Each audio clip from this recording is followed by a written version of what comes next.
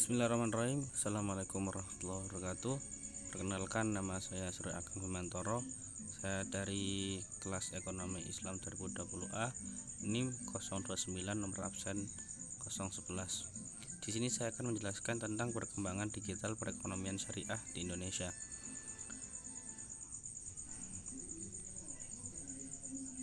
Oke.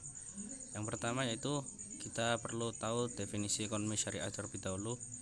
Ekonomi syariah yakni bisa disebut suatu cabang ilmu pengetahuan yang berupaya untuk memandang, menganalisis, dan akhirnya menyelesaikan permasalahan-permasalahan ekonomi dengan cara Islam, yakni berdasarkan atas ajaran agama Islam, yaitu Al-Quran dan Sunnah Nabi. Kemudian prinsip-prinsip yang harus ditegakkan dalam ekonomi syariah, yaitu kita dilarang untuk maisir, gharar, melakukan hal-hal yang haram, dilarang zalim, ikhtikar, dan riba.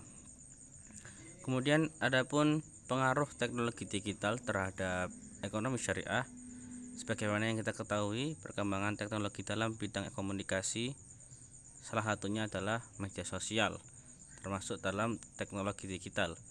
Salah satu bagian dari komunikasi diantaranya adalah penjualan, sehingga pengaruh media sosial juga berdampak pada transaksi ekonomi. Aktivitas ekonomi tersebut diantaranya adalah promosi melalui media sosial dan berjualan atau lain sebagainya.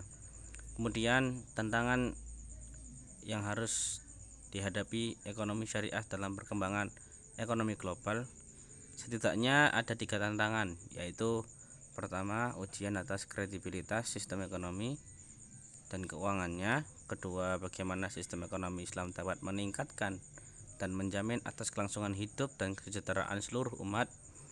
Kemudian dapat mengurus kemiskinan dan pengangguran di Indonesia yang semakin marak, serta dapat memajukan ekonomi dalam negeri yang masih terpuruk dan dinilai rendah oleh negara lain.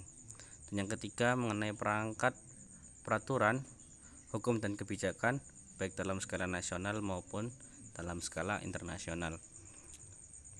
Kemudian kesimpulan yang bisa kami ambil dari penjelasan tersebut yaitu perkembangan ekonomi syariah di Indonesia yang semakin pesat tersebut membutuhkan suatu strategi yang lebih jelas, sehingga mampu menjadi pendorong terbentuknya sistem ekonomi syariah di Indonesia yang memadai.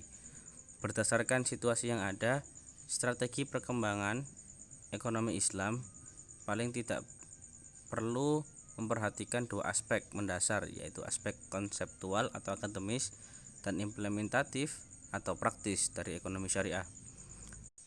Pengembangan aspek konseptual lebih menekankan pada pengembangan ekonomi Islam sebagai ilmu atau sistem, sedangkan pengembangan aspek implementatif menekankan pada pengembangan ekonomi syariah yang diterapkan pada lembaga-lembaga bisnis yang menerapkan prinsip syariah dalam menjalankan usahanya.